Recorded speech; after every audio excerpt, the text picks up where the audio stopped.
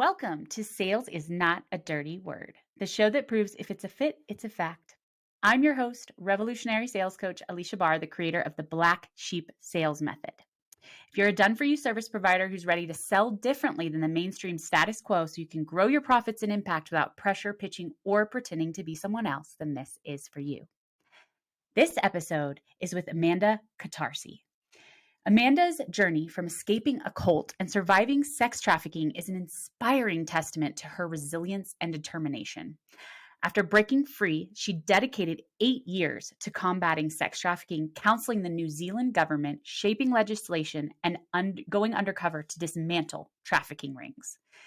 Now, as a high-ranking executive in 3 innovative companies, she empowers others through smart investments through Grey Wolf Investing. Amanda's story is a beacon of inspiration and empowerment, showcasing her unwavering commitment to making the world a better place.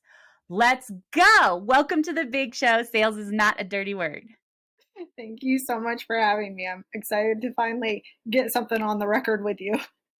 I know. So funny story for anyone listening. Amanda and I, this is actually, I think, like the 4th time that we've met, because every time we talked, there was just so much to talk about because your story is so incredible and yes, it's a testament to your resilience and determination, but it's also a testament to what's possible for other people who might be feeling victim to or chained to whatever happened to them when they didn't really, it's not serving them to hold on to it anymore. And what's possible when you let that go is amazing. So how long have you had these 3 innovative companies of yours? Like, you did 8 years combating sex trafficking. And then let's see, the copywriting agency is about 5 years old. So that's Inquiry Co. And then the 2 other companies I've been involved with for almost 2 years now. So one of them is Legacy Wholesale, which is a licensed wholesaler. And then the other one is Grey Wolf Investing, which is a investment group for wholesale to retail. Yeah, that's amazing. And it really just going up from here, basically. Yeah, And things are progressing quickly. and empowering others to join you in the ride.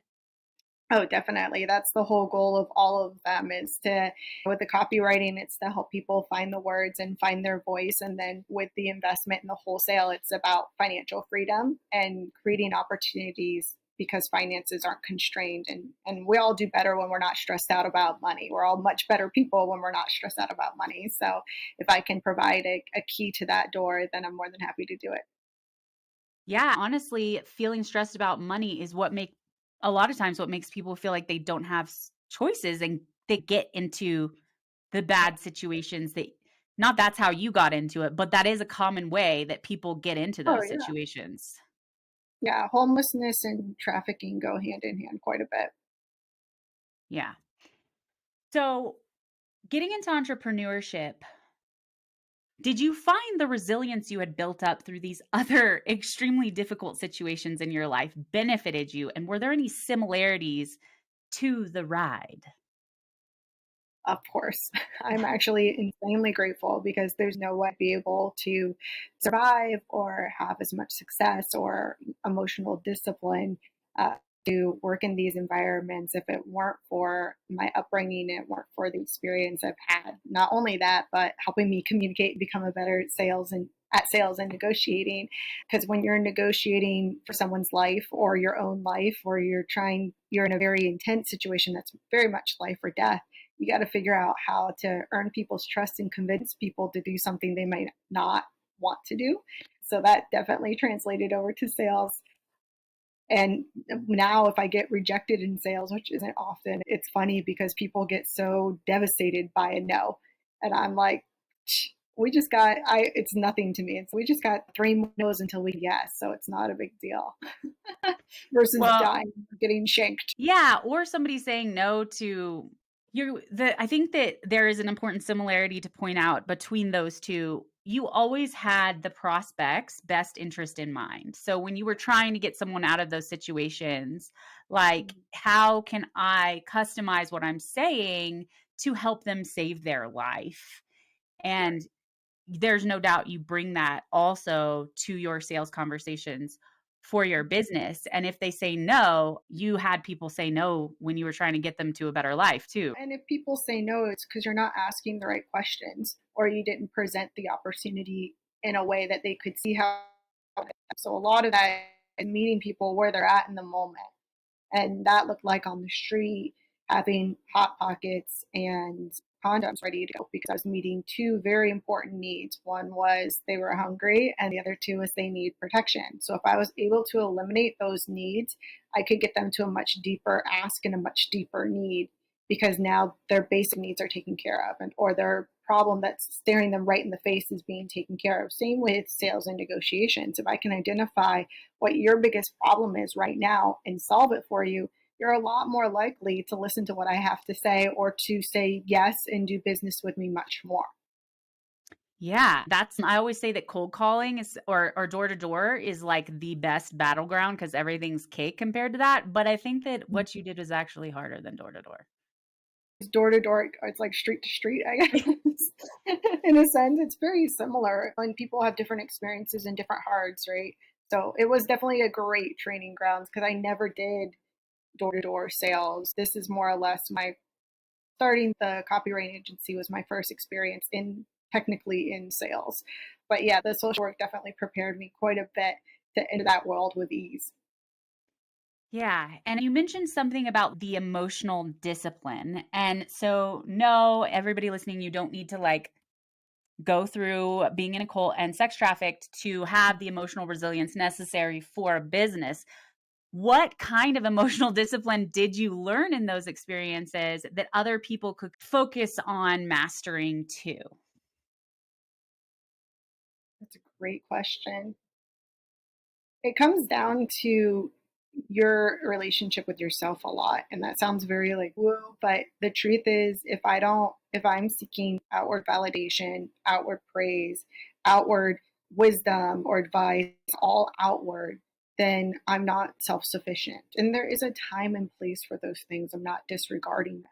But being able to trust your gut and trust your own intuition, your own decisions, being able to stand by your word, being able to take ownership when it's not fun to take ownership, and being able to produce that own self-worth and that own self-satisfaction within yourself is really freaking important. Most people can't even do that on a very basic level. And honestly, outward affirmation is something that I've always struggled with because I've been in so many situations where uh, performance is what's the only thing that's rewarded. And I'm very performance driven because of that. So affirmation plays a big role in that. But as I started affirming myself and affirming others, I really didn't need that anymore because I started creating that culture in myself, right? Yeah. And there's a element to what you're saying that I want to clarify that maybe that is part a big part of it is when shit gets lit on fire, which it inevitably does, it does not mean anything about you. That means not saying, no, this external feedback means that I'm shit. Mm-hmm. Is that like a big Oh, part yeah. of why that is so important is being able to say, this isn't personal. Like, really, it's the way you react to it is what is speaking to your Yeah. identity more than the fact that it happened. And it's really important how you react to things, especially if you're a leader, especially if you're a woman surrounded by men. So Oh, I God. am the only female normally in this office, and I'm surrounded by a lot of alpha males. And so it's really important for me in the moment something does go off is to not react with emotion, but have Mm. the emotional discipline to like sit with something, process it through. And even if I messed up, is to quickly take ownership and move through it and not get caught up in the emotion of failure or whatever. Because if I get caught up in the emotion of failure, that influences them. And then they start getting caught up in the emotion of my failure and they can't get over it because I can't get over it. And it creates this huge mess. So Mm. the quicker we can move through, and I'm not saying ignore or disassociate, but the quicker you can move through emotions, or just like you said, recognize that this doesn't deserve my emotion. It was a thing that happened. It was a project that did this. It's a program that did this. Why does it have to have an emotion attached to it? It doesn't. So I'd say be a lot more selective with what you give emotion to and what you assign it to. And also, to your point, the energy spent feeling like shit is wasted, and Hmm. instead putting that energy towards solutions and moving Right. forward. Yep. Yep. I'm That's actually right in the middle of this right now, today. So it's, you know what? This was a huge hot mess express, and it is what it is. Okay, here are the solutions. Here are we moving forward through it. well, the first version always is. For context, are you talking about your rebrand that you launched? Yeah. Oh yeah. Yeah. Okay. Yeah. Automation Empire, which is an amazing name. And anytime that you do the first version, it's always the shittiest version. When I had clients as a marketing agency, I was like, listen, guys, the beginning is the worst it's ever going to be. Yeah. And then it's just going to get better. So as long as you expect that and we're all on board, we're going to be just fine. Yeah. So it's more like I did it. Like Yeah. it's pass or fail, like you Right. pass. The Yeah. And so I think we attach a lot of finality, like very black and white to things sometimes of either it was a win or a loss. And there were 20 different elements to this. So how many were those 20 were a win and how many of those were a loss? Three of them were a loss. Okay, well then you still won. So yeah. I am the type of person to be very black and white. And so I'm learning that as I give myself more grace, it gives people permission around me to have grace as well. And I'm not saying slack off. I'm not saying not take ownership. I'm not saying any of that, but just to move through, like I said, those emotions onto a solution quicker. Yeah, and not be scared of imperfection. Mm-mm. Come on, let's just fucking you learn way more by doing. Yes. Yeah. One of my mentors used to always say action creates clarity. I'm more focused on action than anything else. So true. So many good things already. Okay, so also we talked about liberating yourself from other people's expectations and defining your own. Can you give us an example of how, like, the expectations other people had of you that were holding you back that you liberated yourself from? From a very beginning, being raised the way I was, there was a lot of expectations about a woman's role in the world, in life, and in family. And had subscribed fully to them. So fast forward when I'm not able to have children, that whole belief comes crashing around you. And now that you've lived with this idea of how your life is going to be and this expectation is set on you, now I don't have a choice. I have to live outside that expectation. So how am I turning that into a positive thing versus a negative thing? And the same comes into being a woman in business or trying to redefine an industry, which we are doing. It's like, okay, this is the expectation that people have when they interact with someone who's doing wholesale FBA or interact with someone who is in the e-com industry. How are we redefining and exceeding their expectations, over promising and over delivering? That's what we're saying a lot here, because if you under promise and over deliver, then you're average. I have no desire to be average, and we have no desire to offer anything average. So our mantra right now is over promise and over deliver, and that's how we operate. So yeah, I guess that's there. That goes across multiple ways in life, and the more I live outside of other people's expectations and adhere to my own goals and morals, the more I see that reflected in the way we do business, in the way my team operates, in the way we create content together. Yeah, imagine you probably would not have been able to have 3 successful companies if you lived by the expectations that women should be small and submissive. Not at all. I would be wildly depressed still, probably, because I was living as someone that I was not. Which I think we've all felt that in some way or another when you're just not being honest with yourself, because you're worried about pleasing other people. Mm-hmm. And I just had this conversation actually because my cousin got divorced and she's now gay. And like her grandma disowned her. And everybody's like, why are you doing this to us?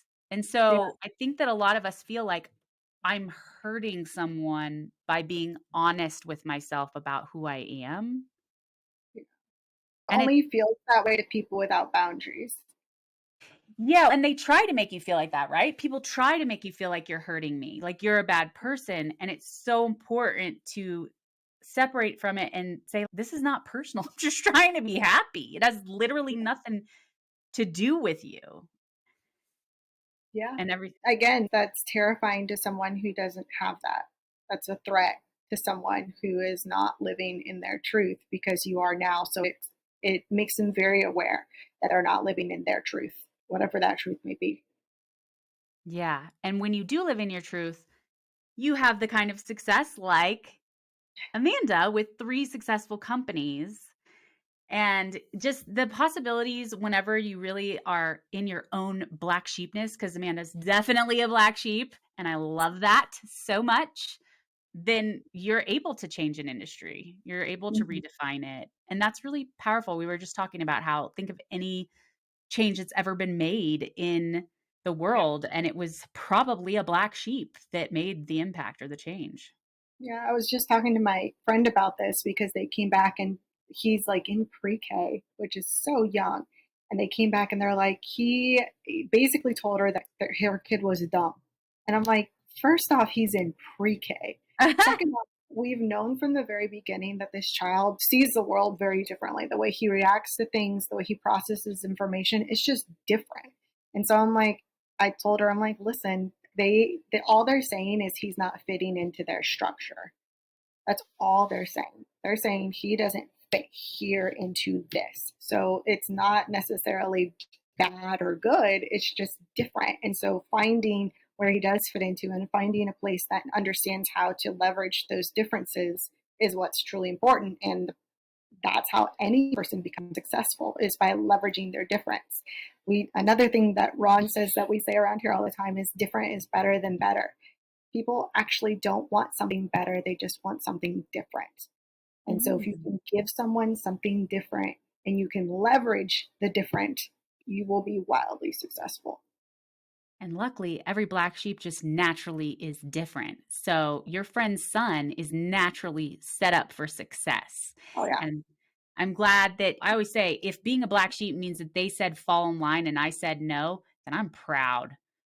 And that I'm glad to hear that they're not going to make that kid fall in line. They're going to find out what really makes his genius blossom because Yep. it's so sad to think about how many brilliant ideas and differences we probably missed out on by telling people who see the world differently to see it the same way.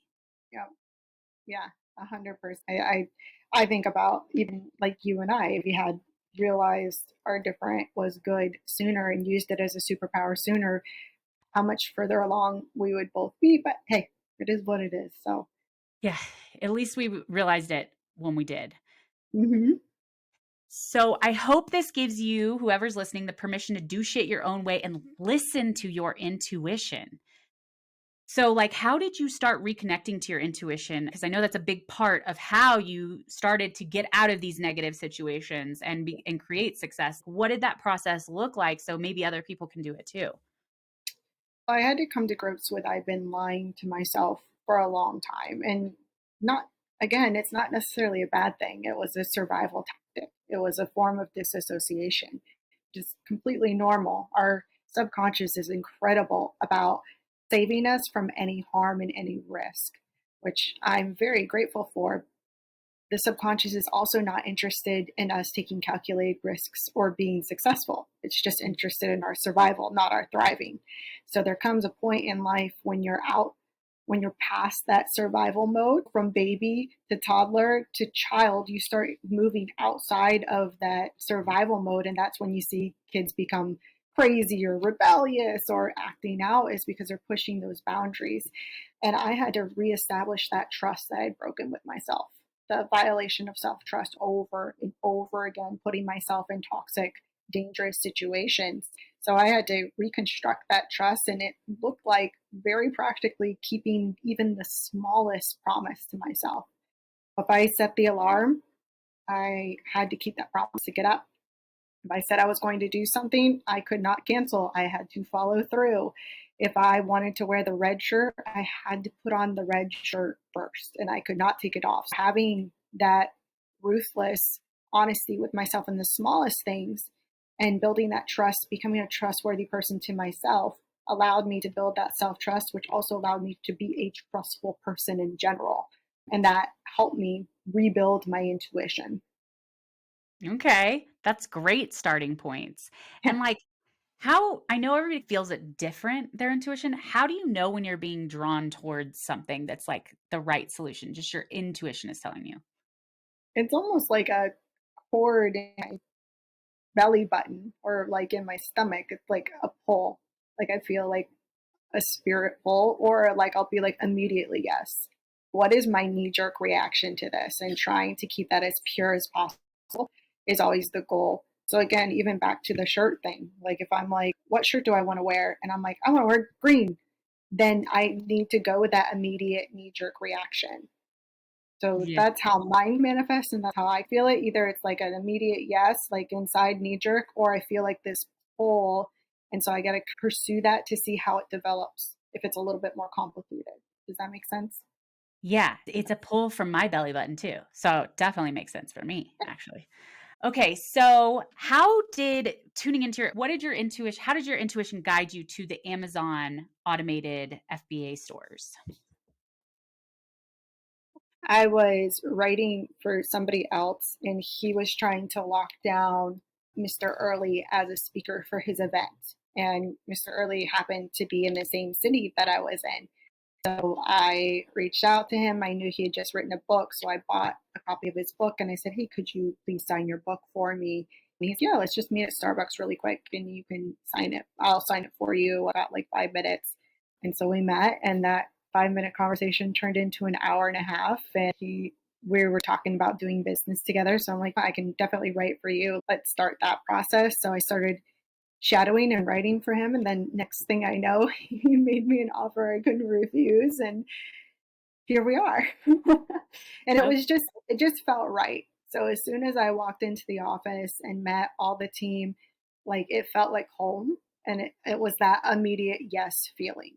And it just made sense. And it was a hard switch because the copywriting agency was doing so well, but me becoming part of this would require me to step away and not run the day to day.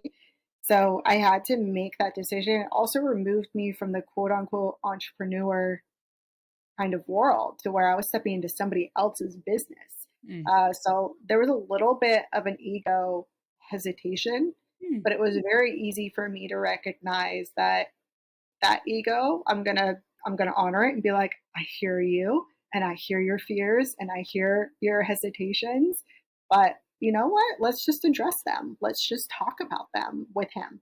mm. And so that's what I turned it into, is like a sit down. Part of my negotiation was, hey, these are what's coming up for me.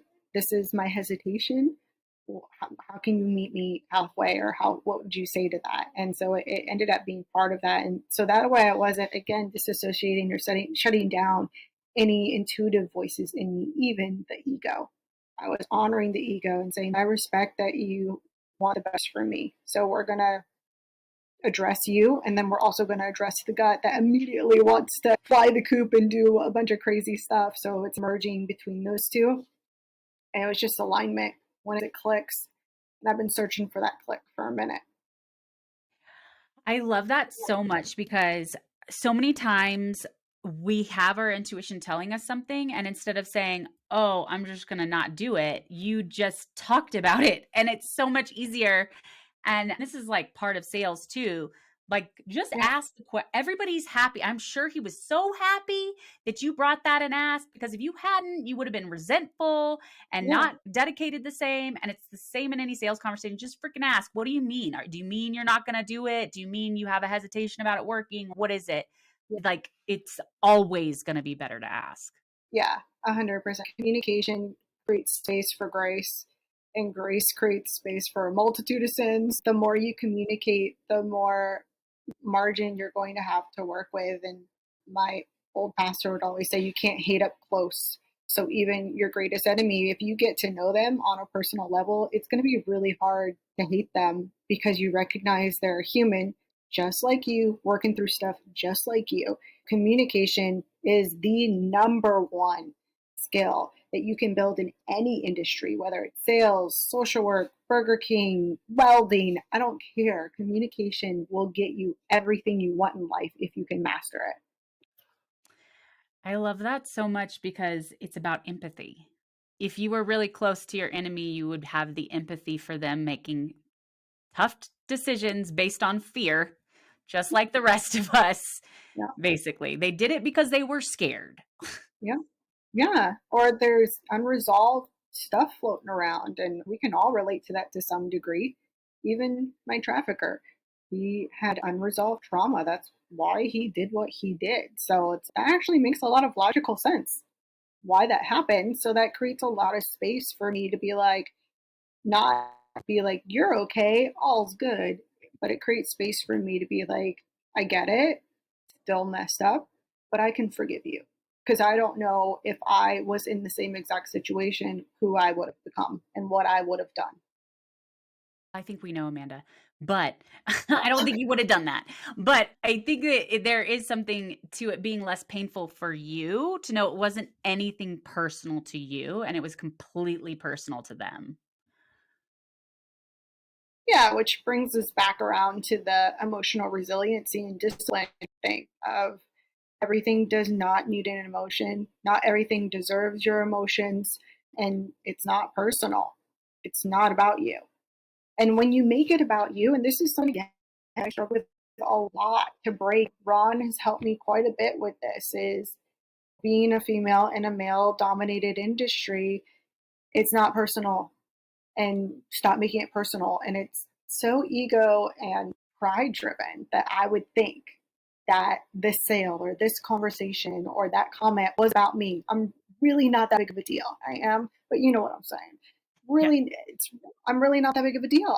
Get over myself and make money. Even when people are that big of a deal, it's still, and you are, it's still not about that. So it's like somebody else is having some type of experience based on Yeah, their perception that you're a big deal and other people that they've been with that are a big deal. And it's just crazy how it's just all based on somebody's context and experience that's yeah, that's making them react to a certain way. And so that's why no doesn't have anything to do with you and objections don't have anything to do with you.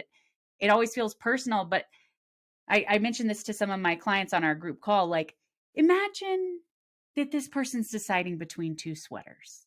And they're just like, I think that this one with the reindeers, I feel like it's shabby. Would you be offended? Or would you talk them through it? What do you mean? What's the event? Like, why do you feel like that? You would help them make the best decision. You get curious and you'd yeah, help them make the best decision for them without it having anything to do with you. They're just thinking of the best decision for them. And yes, your sweater is one of them, but it's not personal. It's still about that person's situation. yeah. That becomes a little bit more difficult when you're a creator, being a writer. You do pour your heart and soul into things. And I've had to check myself and be like, not personal. It's not personal. By understanding, okay, I just didn't ask enough questions.